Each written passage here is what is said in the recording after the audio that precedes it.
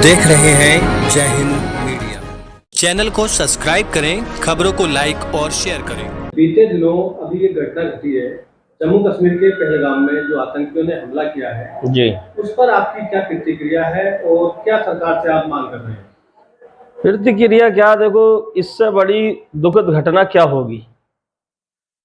एक निहत्तों पे, बेचारों पे, टूरिस्टों पे जो अपने बच्चों को घुमाने के लिए लेके जा रहे हैं, घूमने के लिए जा रहे हैं, और दो चार आतंकी आते हैं, उन पर हमला कर देते हैं और उनकी मृत्यु हो जाती है। अब किसी परिवार के सामने किसी शख्स की मृत्यु हो जाए, उस पर क्या बीतेगी, उसके बच्चों पर क्या बीतेगी। इससे ज़्यादा मैं तो समझता हूँ कि इससे ज़्यादा नीच और घटिया सोच बहुत ही मुश्किल से मिलेगी किसी भी आर्मी, किसी भी देश की सेना की। भाई अगर उनमें इतना ही दम था आतंकियों में, तो वो हमारे देश की आर्मी से जंग करते, तब पता चलता। हमारे देश की सेना से जंग करते, तब ये पता चलता किसमें दम है।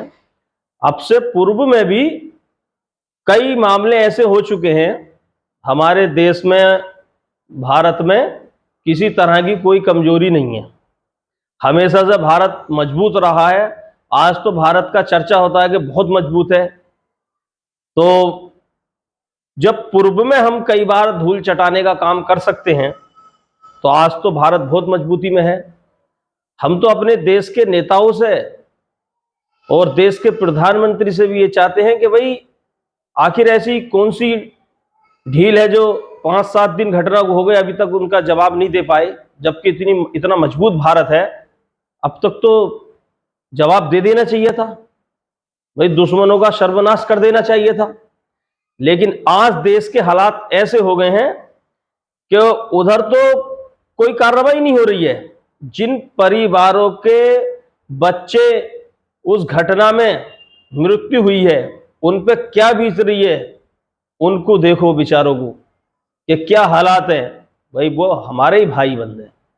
हम पे जब हमें इतना बड़ा दुख हो सकता है कि हमारे भाई बंद पे, एक निहत्तों पे, बेचारों पे, टूरिस्टों पे, उनका क्या कसूर है, और 2-4 आतंकी आते हैं और फायर करते हैं और उनको मार दिया जाता है।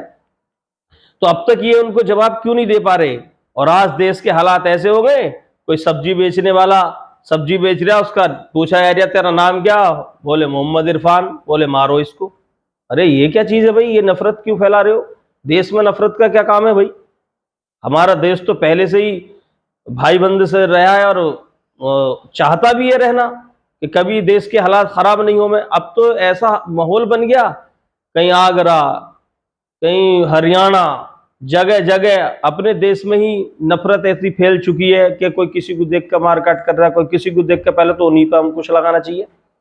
ऐसा नहीं लगता जैसे कि आतंकवादियों का मकसद देश में ही आपस में लड़वाना था, जिसकी वजह से उनका मकसद कामयाब हो रहा है। कुछ लोग आपस में लड़ रहे हैं हिंदू मुस्लिम के नाम पर, भाईचारे को खत्म कर रहे हैं। तो पाकिस्तानियों का तो मकसद ऐसे ही पूरा हो रहा है, उन्हें जंग लड़ने की क्या जरूरत है दोबारा से? नहीं, उनका मकसद तो साफ साफ है कि देश में ही जंग करा दो। देश आपस में जंग करके खत्म ही तो हो जाएगा। भाई दो भाई आपस में लड़के खत्म ही तो होते हैं।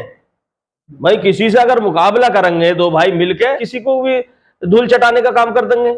लेकिन अब देश में नफरत जो फैलाई जा रही है, ये नफरत जो फैल रही है, तो ये तो गलत है ना। सबसे पहले तो सरकार को इसी पे एक्शन लेना चाहिए कि जगह जगह अंकुश लगाना चाहिए। ये छोटी मोटी घटनाओं को देख के इसमें भेदभाव हो रहा है, जगह जगह दंगा फसाद हो रहा है, ये चीज तो गलत है ना भाई। उनका जो मकसद है वो तो कामयाब बैठता चला जा रहा।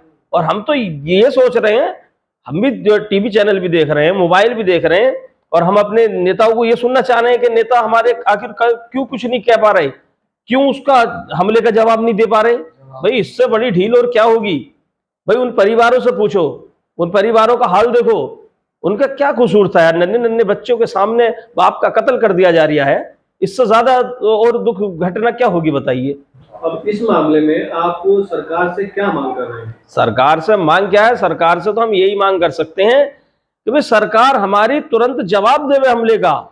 और ऐसा नहीं है, हमारे पास, हमारे देश के पास इतनी ताकत है इस समय कि वो चाहे तो 24 घंटे में कुछ भी कर सकते हैं। लेकिन अभी तक कोई जवाब ही नहीं है उनका, और कुछ हो भी नहीं पा रहा। भाई न्याय कैसे मिलेगा। मैं मोहम्मद बिलाल चौधरी, ग्राम पंचायत प्रतिनिधि, ग्राम प्रधान सलेम सराय।